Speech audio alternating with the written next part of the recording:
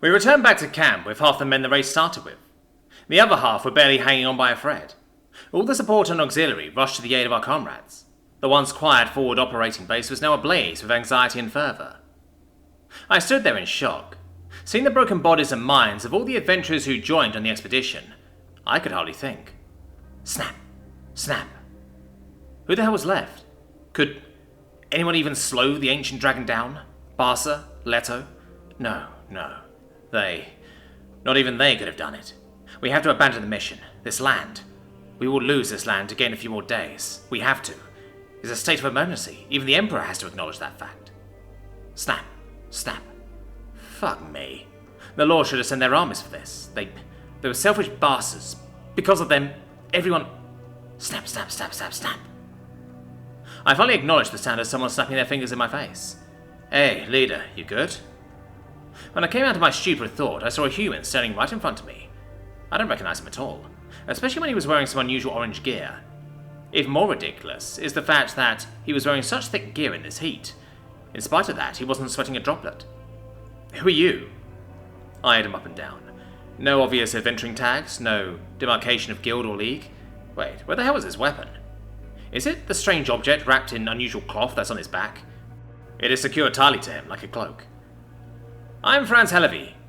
He patted himself on the chest. Here to inform you that Human King Alexander has sent the 2nd Peacekeeping Rapid Response Unit to provide aid. I grabbed his shoulders. It felt like grabbing the side of a mountain. Aid? Just aid? My breathing got heavier. The human continued staring at me. My friend, we're going to need a lot more than just aid. There is an ancient dragon rampaging, and all we get is... You didn't let me finish. The 2nd unit is here for aid. Actually annihilating the dragon is my job. Anyone who was eavesdropping completely stopped what they were doing and looked on in pure astonishment. For myself, such a thing was incomprehensible. 200 adventurers couldn't beat that damn thing. 100 are left alive. Now you're telling me one man is going to kill the dragon? This man? One man? I wanted to berate him. Completely shut him down from even attempting. Ultimately prevent him from throwing away his own life in vain. Yet I didn't. My mouth was open, but I couldn't scream. Why? This man, with no weapons in sight, his demeanour was not of a foolish, arrogant man. The air around him was otherworldly. The authority, he was absolute. In spite of his hopeful eyes, something more lived beyond the veil. Franz, I've never heard of your name before. Are you someone I'm supposed to know? Also, what class are you anyway? The human pinched his chin and thought about it. That is a loaded question. Personally, I'm not a fan of other people actually knowing me. It is unnecessary, and I don't even know how many people actually recognize me if I bother to check. However, the king himself was desperate, so I answered, and here I am. This man said, but so casually, like he was going on a stroll through a picturesque garden, not a dragon hunt. And your class? The human thought about it again, then shook his head. That one is complicated. Arguably, I'm a healer of sorts. Other people have said that I'm a healer. For me, I'm just Franz. Nothing more, nothing less. In what plane of existence is that a proper answer? Whether or not someone heals should not be up for interpretation. Wait. The human king sent a healer to slay a dragon. He nodded his head. Yup. I internally screamed. Okay. I slowly calmed down. Breathed, then continued. Alright, Franz. I'm going to personally follow you and provide as much support as I could offer. If I see you getting overwhelmed, I will try my hardest to save you. The human grinned at me. I appreciate your generous offer, but have faith in me. However, if you insist, I will not stop you. After my encounter with Franz, I commanded everyone to pull back from the mission. Only Franz and I will march forward towards the dragon. We only departed once everyone packed up and left to meet the human army. On our short journey to the center of Hell Incarnate, I noticed something particularly off about the human. His presence just didn't exist. I knew he was walking with me. I fully acknowledged that he was flesh and blood, but I felt nothing. A complete absence of magic, life force, absolutely anything that even a walking corpse would have. If anything, whatever the hell he carried on his back had a bigger presence than he did. Yet I didn't question it out loud. If the human king himself sent him, then maybe he had a trick up his sleeve. The closer we approached the epicenter of destruction, the more the weather became distorted. Ashes rained down, black clouds funneled in. It seemed as though the end times had arrived. Through the dying lands, the corpses of civilians and adventurers became indistinguishable from the scorched earth. Where we could see the distance, entire villages and even the city had been reduced to mere shallow remains, akin to lost civilizations. Upon the desecrated world, there lay the ancient dragon.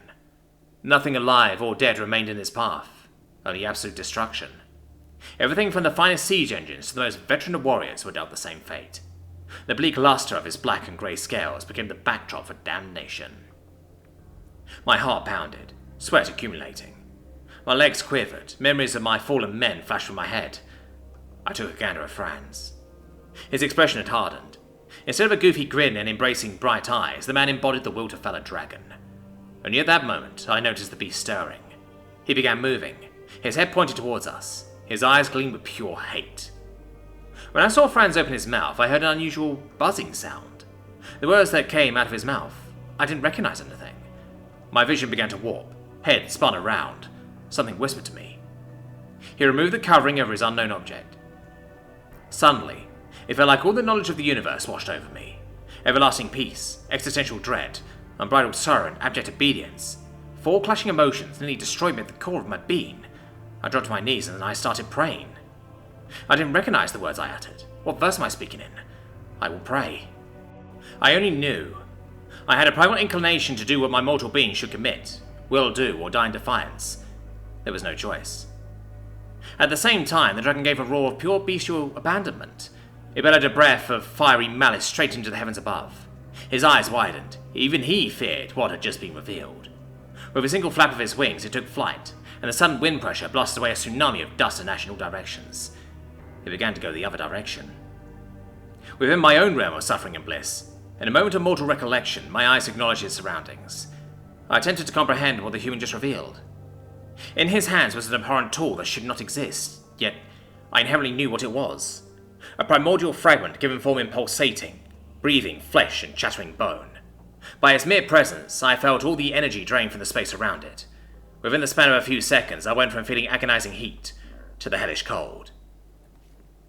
Only by the flutter of the human's cloak did my clouded mind move away from the cursed weapon. Only by witnessing the inscriptions of the cloth was I allowed the authority to think. Only then did I stop praying. He held the weapon in an overhand position. Franz began to swiftly pursue the dragon, the speed of which was otherworldly. The storms of dirt and ash he had kicked up matched the power of the thunderous wings of the dragon. I watched in amazement as I witnessed the human's hunt. As he ran, right before he ended up below where the dragon should be, his entire body twisted. All of his muscles and bones were rotated unnaturally past what a human could do, before he launched the weapon perfectly skyward. A sonic boom was committed point blank on top of Franz, and a tidal wave of debris spread away from him. I heard the ancient dragon unleash a blood-curdling roar as it began falling down to the earth below. The dragon kept blowing out wave upon wave of fire. Where he got pierced, the forsaken weapon had crystallized the blood, and his flesh began to meld with the beast. No, it was devouring him. Only then did I notice that the dragon's fall began to slow down. Only because of the ashen air did I realize what was happening. I could visibly see the air refuse to move and freeze where the two were slowly descending, until all movement ceased. Any ash that got blown into the general area stopped moving entirely. This thing's mere presence began to turn the weather of this land into its own territory. Everything began to freeze. The grounds began to develop frost. The clouds that signified the end became even more apparent. I took one glance at Franz. The human stared up at his tool consuming the dragon. He demonstrated a truly neutral expression. No fear. No victory. I saw a truly empty vessel of a living being. My legs failed to move. My body refused to take action. All I could do was become an observer as I witnessed the maliciously slow destruction of an ancient dragon being methodically eaten by a fragment of a being that existed before the first thread of our own concept of eternity. When I glanced over at Franz and his cloth, I immediately accepted what it was. I shouldn't be conscious of what it is. It was the only thing my mind could conceive. Its coloration, the fabric, a material that originally existed only in fairy tales and myth, a colour only seen in dreams, a threading born in the deepest sleep and forsaken memories, the cloth that only exists now because people believed it was real. The words. The words. The enchantment placed upon the cloth, written in a scripture that continuously changed and morphed. The lettering itself bled from the fabric and lingered in the air. When Franz shook the cloth, my attention broke away. I had control of my own thoughts now. To preserve myself, I looked to the ground. I had to look to the broken earth, or else I became lost. The strange buzzing, a nauseous vibration. Franz was speaking in a tongue I had no right to meet with my ears. Slowly, a droning sound reverberated even the scorched earth I stood on. Vision blurred. My bones felt like they were decaying. I slowly drifted to my knees, then my hands, then my muscles stopped functioning, and I fully embraced the ashen dirt. There I lay, fully accepting of the end, until the purest form of silence reached me. Light had shone upon me. Warmth returned to the land. All the nerves of my body had returned to normal. I began lifting myself off the ground, when I heard a recognizable sound, for once. Snap. Snap. Hey, leader, you good? I stared up at the human, who grinned at me like what just happened didn't occur. His accursed tool was wrapped around in the impossible fabric on his back. I should be afraid, or maybe confused. My mind should be in shambles, yet it wasn't. He presented a hand to me, and I accepted. Once I was on my own 2 feet, the sky was fully open to me. Clear skies. No sign of the dragon. Even among the hellish landscape that spread as far as the horizon, it felt like the land made peace with itself. Marveling at the calm damnation around me, I faced my back to Franz and took a few steps in the opposite direction. Franz, I have a personal question for you. Yeah, sure. Ask away. Who are you? Franz. Franz Hellevy. I lowered my head down and snickered. I understand. Franz, as a representative of the Adventurers Guild, I would like to thank you for saving us. All of us. No amount of reward or appreciation would ever match your contributions to this raid. No problem. You take care of yourself, leader. I began to turn around. My name's not... Gone. Franz had disappeared from sight, like reality itself made him vanish. Where he stood, it was obvious a being had been standing there. The prince was clearly washed away by wind and ash. When I returned to my camp, I gave news of the dragon's defeat. The human army and the adventurers all cheered as one. When I told the commanding officer that Franz had killed the dragon, he looked at me with bewilderment. He didn't know who Franz was. The longer my memory of this day existed, the more it faded. Even when I attempted to record what had happened, the ink would rise from the paper and end up on the desk. Or maybe the verse I wrote got transformed into an incomprehensible scripture.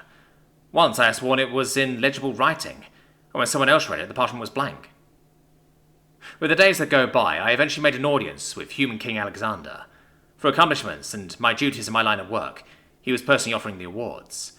My first question to him was, "My liege, do you know of a man named Franz Hellevy?" The old man looked at me funny, before giving a cheerful laugh. "Ah, yes, of course I do. Got interested in human fairy tales, I see." I almost broke my composure, but remained in place. A fairy tale? The king nodded. Yes. Franz Hellevy, the life mender.